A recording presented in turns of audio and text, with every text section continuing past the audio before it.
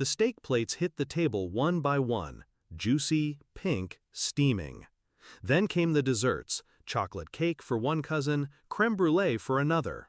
The laughter was loud, forks clinking, glasses raised. Except in front of me, my plate was bare.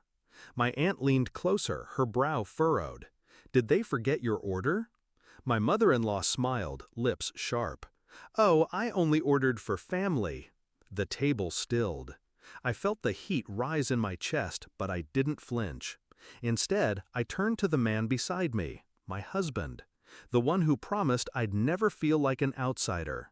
Am I family or not? I asked. His jaw flexed as he chewed his steak. Don't do this, not here. His voice was low, dismissive. And that was it. That was the moment everything shifted. I met him 8 years ago, when I was naive enough to believe love could silence bloodlines.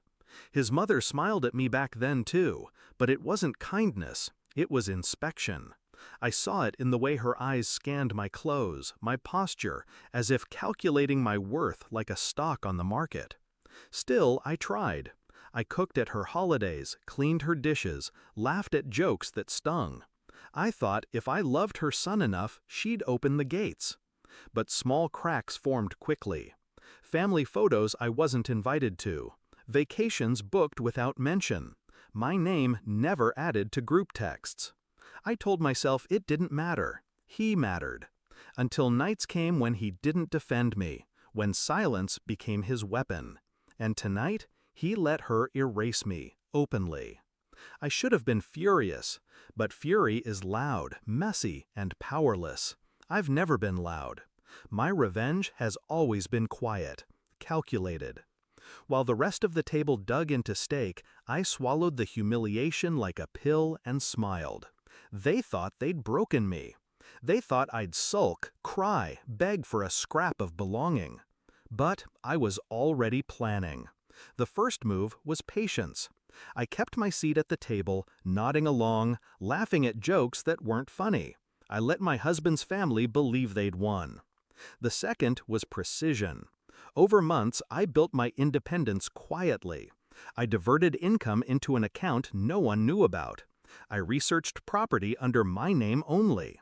I gathered receipts, emails, evidence of every time my husband siphoned money for family emergencies that were really his sister's shopping trips and his mother's credit card bills. The third was timing. I waited until my husband's business, already fragile, needed one final investment to stay afloat, $100,000.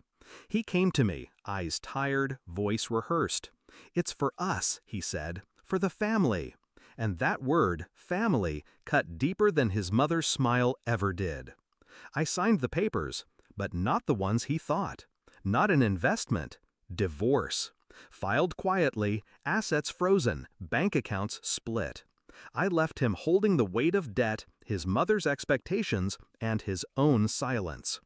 The climax came at another dinner table, this time in a lawyer's office, not a restaurant. He sat across from me, his mother at his side, still clinging to the illusion of power. "This isn't fair," she snapped. "You're ruining him." I leaned forward, calm. "You ruined him when you taught him loyalty to you mattered more than loyalty to me." Her face went pale. He didn't speak. He couldn't. He knew I was right. Now, when I think back to that night, the empty plate, the laughter around me, I don't feel anger. I feel clarity. They gave me nothing. Not food, not family, not respect. And in return, I gave them exactly what they served me. Nothing. Except this time, it came with consequences. They eat their meals together still, but without me. Without the money, the support, the silence I once gave. Their empire of control collapsed the moment I walked away. And me? I eat well. Alone, maybe, but in peace. My table is mine, my food is mine, my name is mine.